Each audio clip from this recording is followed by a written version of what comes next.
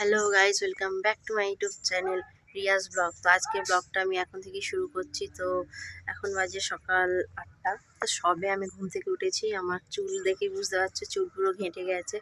আর সত্যি কথা বলতে এখন করে আমি একটু লেট করে উঠছি, কারণ আমাদের এই সাইডে এতটাই ঠান্ডা পড়েছে যে তোমাদেরকে বলে বোঝাতে পারবো না। আগে যা ঠান্ডা পড়েছিল, কিন্তু কাল থেকে আজ পর্যন্ত আমাদের কলকাতায় 9 ডিগ্রি সেলসিয়াসের তাপমাত্রায় চলছে। মানে বুঝতেই পারছো তো, মানে আমাদেরকে আর তোমার কাশ্মীর বা সিমলায় যেতে লাগবে না। আমার মনে হচ্ছে এইবারে আমাদের মনে হয় কলকাতাই হয়ে যাবে কাশ্মীর বা সিমলা।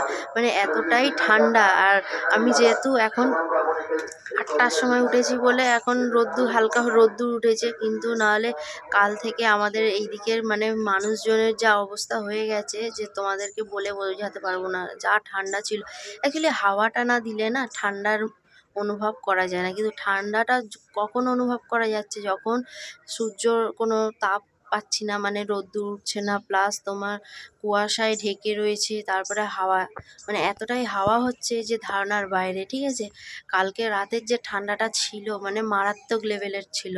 আর সকালে তো পুরো 9 ডিগ্রিতে ছিল, 9.5 ডিগ্রি এরকম কিছু ছিল। তো পুরো কালকে কলকাতা শহরটা পুরো যেন মনে হচ্ছে কাশ্মীর না হলে দার্জিলিং, এরকম। কাশ্মীর বলবো না, দার্জিলিংয়ের থেকেও মানে এখন তো দার্জিলিংয়েও স্নোফল হচ্ছে। কালকে একটা ভিডিওতে দেখলাম যে দার্জিলিংয়ে স্নোফল হচ্ছে। এটা কখনো হতে পারে যে দার্জিলিংয়ে স্নোফল হয়? এটা কেউ ভাবতে পেরেছে? ও হ্যাঁ, ওখানে ওয়েদার ঠান্ডা কিন্তু স্নোফল হয় না। তো কাল থেকে দেখাচ্ছে যে ওখানে স্নোফল হচ্ছে। তাহলে বুঝতে পারছো তাহলে আমাদের কলকাতাতে কি অবস্থা হয়েছে। 9 ডিগ্রি সেলসিয়াসে চলে এসছে, মানে বুঝতে পারছো আমাদের অবস্থা কেমন হয়ে গেছিলো। এই হাত মানে এত আড়ষ্ট হয়ে গেছিলো ঠান্ডাতে, মানে কোনো কাজ আমরা করতে পারছিলাম না। কিন্তু আজকের ওয়েদারটা খুব সুন্দর। ঠিক আছে, আজকের ওয়েদারটা এতটাই সুন্দর যে তোমাদেরকে কিভাবে বোঝাবো। মানে কালকের থেকে আজকের ঠান্ডাটা অনেক অনেক কম। তো তোমাদেরকে ব্যাক ক্যামেরা করে দেখাই যে আজকে ফাইনালি ভগবানের কৃপায় সূর্যের তাপটা আমরা পাচ্ছি। তো ব্যাক ক্যামেরা করি আর দেখাই ওয়েদারটা কেমন। এখনও পর্যন্ত ঘোলা ঘোলা হয়ে রয়েছে, কিন্তু রোদ্দুরের জন্য গরম ঠিক আছে। তো দেখো বন্ধুরা, এখন ওয়েদারটা দেখো, এখনো ঘোলা ঘোলা রয়েছে হালকা। আর এই সাইডটা দেখো, নারকেল গাছের এই সাইডটা ভালো বোঝা যাচ্ছে কুয়াশা। কালকে রাতে পুরো কুয়াশা ঢেকেছিল। ঠিক আছে, এই সাইডে মানে এতটাই ঠান্ডা ছিল রাতে, সেই ঠান্ডাটা কিন্তু এখন নেই। দেখো এদিকটা বেশি ঘোলা দেখা যাচ্ছে। আর সূর্যটাকে দেখো, সূর্য দেখা যাচ্ছে বলে আর আদৌ মনে হচ্ছে না। তো কিন্তু হ্যাঁ, রোদ্দুর উঠেছে আজকের। সত্যি বলবো, ফাইনালি উঠেছে রোদ্দুর। কালকে যা ঠান্ডা ছিল, আর দেখো ঠান্ডাতেই ফুলগুলোও ফুটে গেছে। এইগুলো দেখো। তো সত্যি বলবো ওয়েদারটা আজকের খুব সুন্দর হয়েছে। দেখো, তো চলো যাই, গিয়ে ফ্রেশ হই, তারপর কাজগুলো করে তারপর আবার পরে তোমাদের সাথে দেখা করব। কারণ আজকে অনেক কাজ আছে, লেট করে ঘুম থেকে উঠছি। তো লেট করে ঘুম থেকে উঠলে অনেক কাজ থাকে, সেগুলো করা হয় না। তো কি করব, সেগুলো করতে হবে, না করলে বকাবকি খেতে হবে। তো চলো এখন যাই, গিয়ে ফ্রেশটা হই আগে, নাহলে আমার একটু ভালো লাগে না আগে মানে। তো বন্ধুরা, একজন এসছে ওপর থেকে আমাকে এরকম করছে, তো ওই জন্য চুপ হয়ে গেলাম। তো যাই হোক, এখন যাই, গিয়ে ব্রাশটা আগে করি। ব্রাশটা না করলে না আমি একদম ভালো লাগে না, যার কারণে ব্রাশ করতেই হবে, তারপর সব কাজ। আমি ব্রাশ করে সব কাজ করি। ঠিক আছে, নাহলে আমি এইভাবে বেশিক্ষণ থাকতে পারি না। তো চলো গিয়ে কাজগুলো করে নিই। তো বন্ধুরা, আমার সব কাজ কমপ্লিট হয়ে গেছে, এখন শুধু আছে বাটনা করা। তো বাটনা বলতে তোমার আদা রসুন বাটবো একটু, আর একটু কী বলো এটা, হ্যাঁ সর্ষে আর পোস্ত বাটবো। তো এই 4টি বাটনা আছে। আর সত্যি বলবো এখন মানে কাজ করেছি, আর সেই চাল কুমড়ো বলে চাল কুমড়ো কেটেছি, পুরো হাত আড়ষ্ট হয়ে গেছে। দেখো হাত আমার দেখলি হয়ে যাচ্ছে, লাল হয়ে যাচ্ছে। ঠিক আছে, তো তোমাদেরকে দেখাই আজকে আমাদের কি কি রান্না হবে। বন্ধুরা, এইখানে আমি চাল কুমড়ো কেটে রেখেছি, একদম ছোট ছোট করে কেটে নুন দিয়ে দিয়েছি, যাতে জলটা বেরিয়ে গেলে ভাজতে সুবিধা হবে। এদিকে ধনিয়া পাতা, পেঁয়াজ, কাঁচা লঙ্কা, টমেটো কেটে রেখে দিয়েছি। আজকে সেরকম কিছু হবে না, এখানে চালটা ধোয়া আছে।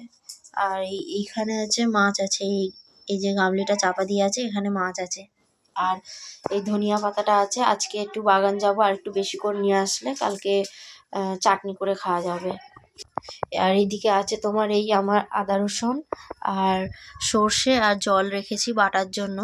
তো এখন আর একটা মেনু হতে বাকি আছে, সেটা হচ্ছে শাকটা আমার দাদু বাগানে গেছে তুলতে। তো আমরা যাইনি, দাদু খুব সুন্দরভাবে তুলে নিয়ে আসে, ঠিক আছে, একদম ওখান থেকে বেছে পরিষ্কার করে নিয়ে আসে, আমি এখানে আনলে ওটাকে কেটে নিই। আর সত্যি বলবো ঠান্ডাতে না হাত আমার একদম মানে কি বলবো এত ঠান্ডা হয়ে রয়েছে, আর আমার হাতের এইগুলো না মানে কুচিয়ে গেছে, ঠিক আছে, এতটাই ঠান্ডা। আর চাল কুমড়ো যেহেতু জল জাতীয় সবজি, তো মানে হাতটা মানে কি বলবো জল জাতীয় সবজি হলে যা হয়, মানে কাটছি তো পুরো জল ভর্তি হয়ে যাচ্ছে, আর পুরো হাত ঠান্ডা হয়ে যাচ্ছে। বলছি না মানে কাল এতটাই ঠান্ডা ছিল, কালকে এতক্ষণ আমরা কোনো কাজ করতে পারছিলাম না, ঠিক আছে। আর আমি টাইম কলে জল আনতে গিয়েছিলাম, তো টাইম কলে জল আনতে গিয়ে মানে আমি বোতলের ব্যাগ, মানে জলের বোতলের ব্যাগ আমি চা গিয়ে সাইকেলে তুলতে পারছিলাম না, মানে এতটাই হাত আড়ষ্ট হয়েছিল। তো যাই হোক আজকে একটু মানে কালকের তুলনায় একটু কম আছে ঠান্ডা। তো যাই হোক এখন যাই গিয়ে পাটনাটা বেটে নিয়ে স্নানটা করতে হবে আজকে, আবার মাথায় শ্যাম্পু দিতে হবে, নাহলে কী বলতো আমার অত্যধিক তোমার খুশকি হয়েছে, তো যার কারণে মাথাটা আগে শ্যাম্পু দিতে হবে মাথায়, তারপর তো তাড়াতাড়ি দিয়ে দিই, নাহলে এই ঠান্ডাতে আড়ষ্ট হয়ে যেতে হবে আরও।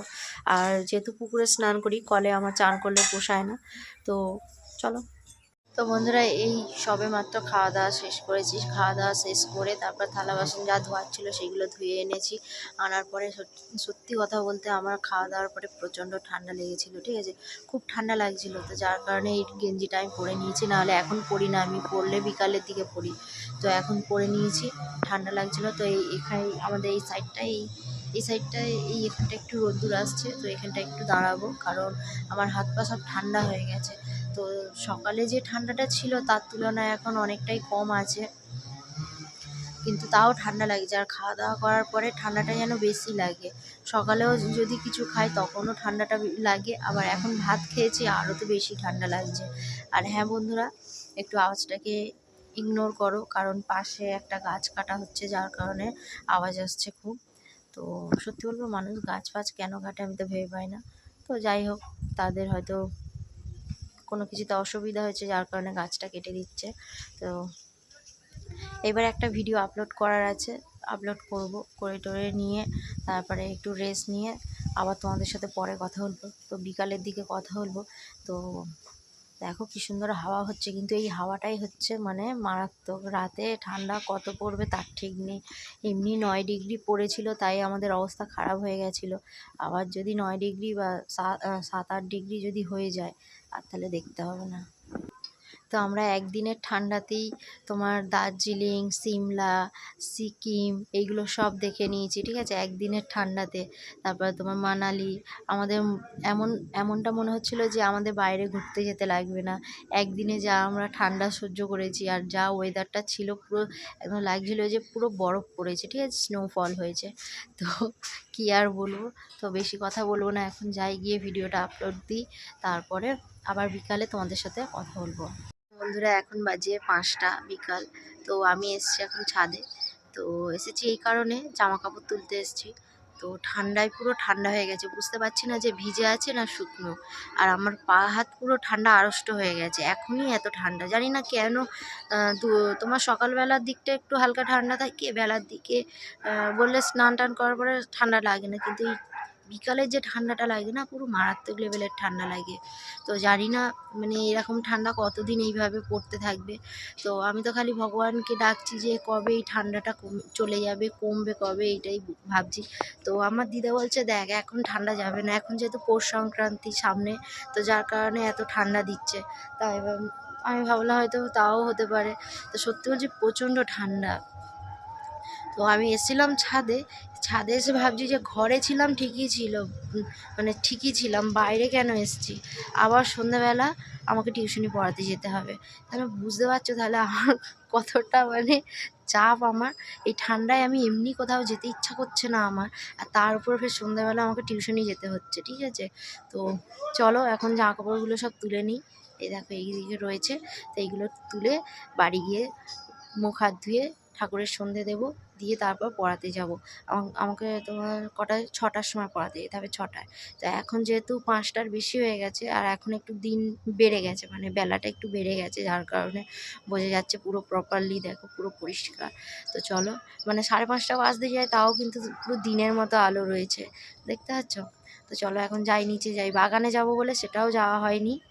তো বাগানে যাব বলে, তো রেখাদির শরীরটা ভালো নেই, যার কারণে আজকে যাইনি। কারণ বাগানে একার কাজ নয়, 2-3জন না হলে কাজ হবে না। আর যেহেতু এখন সবে নতুন নতুন সবজি উঠছে, তো যার কারণে 2জন তো যেতেই হবে। তো ওনার শরীরটা ভালো নেই, যার কারণে আজকে আমিও গেলাম না। তাহলে চলো কালকে চলে যাব, কোনো ব্যাপার না। তো চলো এখন গিয়ে কাজগুলো করে নিই। আর হ্যাঁ, তোমাদেরকে আমাদের বাইরের জায়গাটা দেখাচ্ছি ঠান্ডার সময়। তো বন্ধুরা দেখো, হালকা হালকা কুয়াশা পড়তে শুরু করে দিয়েছে, ঠিক আছে। যেহেতু ঠান্ডা বেশি রয়েছে না, যার কারণে কুয়াশাটাও মানে বেশি, মানে হালকা হালকা করে পড়ছে। দেখো টাওয়ারের এই সাইডটা দেখো, হালকা হালকা কুয়াশা পড়তে শুরু করে দিয়েছে। তো সত্যি কথা বলতে এত ঠান্ডা, আমরা ইটা দেখো। তো বন্ধুরা দেখতে পাচ্ছ কিছু, নোটিস করো কিছু দেখতে পাচ্ছ কি না। তো দেখো কত মশার ঝাঁক, দেখো কিলবিল করছে, দেখো কত, আমি সবে দেখলাম। আমার ফোনেতে তাও অত ভালো দেখা যাচ্ছে না, তাও দেখা যাচ্ছে যতটা দেখা যাচ্ছে। দেখো মশার ঝাঁক, এত মশা কোথা থেকে এলো। তো যাই হোক, এখন ঠান্ডাতে আমাকে নিচে চলে যেতে হবে, কাজও রয়েছে। আর এরা দেখো ঠান্ডায় ওই উপরের দিকে উঠছে, তো এখন দেখা যাচ্ছে না। দেখা না গেলে আর কিছু করার নেই। বন্ধুরা আমি বন্ধুরা আমি পড়াতে চলে এসেছি। তো যেই এসেছি, তো আমার ছাত্র আমাকে দেখে নিয়েছে জানালা থেকে, ঠিক আছে। জানালা থেকে দেখে নিয়ে বলছে, মাম্মা আন্টি চলে এসেছে। তো এই ঠান্ডাতেও আমাকে পড়াতে আসতে হচ্ছে। তো চলো আমি গিয়ে বইটা পড়াই, চলো। তো ওকে গিয়ে আবার সারপ্রাইজ দেবো, ঠিক আছে, চলো। বন্ধুরা আমি পড়াতে গিয়েছিলাম, পড়াতে গিয়ে তোমাদেরকে বলেছিলাম যে আমি নিয়োকে সারপ্রাইজ দেবো। তো ওকে আমি সারপ্রাইজ দিয়েছিলাম, তো তোমাদেরকে শেয়ার করতে পারিনি। তোমাদের তো আগেও বলেছি যে ওখানে ভিডিও অ্যালাউ নেই, তাও আমি লুকিয়ে লুকিয়ে করি যতটা পারি, তোমাদের দেখাই। কিন্তু যখনটা ওকে সারপ্রাইজ দিয়েছিলাম তখন ওর বাড়ির সবাই ছিল, যার কারণে তোমাদেরকে শেয়ার করা হয়নি। আর ও আমাকে বলছিল, বলে আন্টি তুমি একবার এসেছিলো তো, আমি তোমাকে দেখেছি তো। বলি হ্যাঁ বাবা আমি এসেছিলাম। তো বলছে দেখেছো, মাম্মা আমার কথা বিশ্বাস করছিল না। তা আমি বলি হ্যাঁ আমি এসেছিলাম। তো তারপর ওকে বই পড়িয়েছি, বই পড়িয়ে বাড়ি এসেছি, এসে খাওয়া দাওয়া করে এখন ঘুমাতে চলে এসেছি। তো কী আর বলবো, ঠান্ডাতে আর ভালো লাগছে না। তো সত্যি বলবো, ঠান্ডা মানে কি বলবো, ঠান্ডাতে মানে এই যে বাইরে দাঁড়িয়ে রয়েছি তাও মনে হচ্ছে না যে বাইরে থাকি। তো যাই হোক, বেশি আর কথা বলবো না, ভিডিওটা এখানেই এন্ড করে দেব। তো আজকের জন্য এই ভিডিওটা আমি এখানেই শেষ করছি বন্ধুরা। যদি তোমাদের ভালো লেগে থাকে তো লাইক কমেন্ট শেয়ার করে দিও। আর কেউ যদি আমার চ্যানেলে নতুন এসে থাকো তাহলে আমার চ্যানেলটিকে সাবস্ক্রাইব করে আমার পাশে থেকো। দেখা হচ্ছে তোমাদের সাথে নেক্সট ভিডিওতে। তো আজকের জন্য সবাইকে টাটা আর গুড নাইট সবাইকে।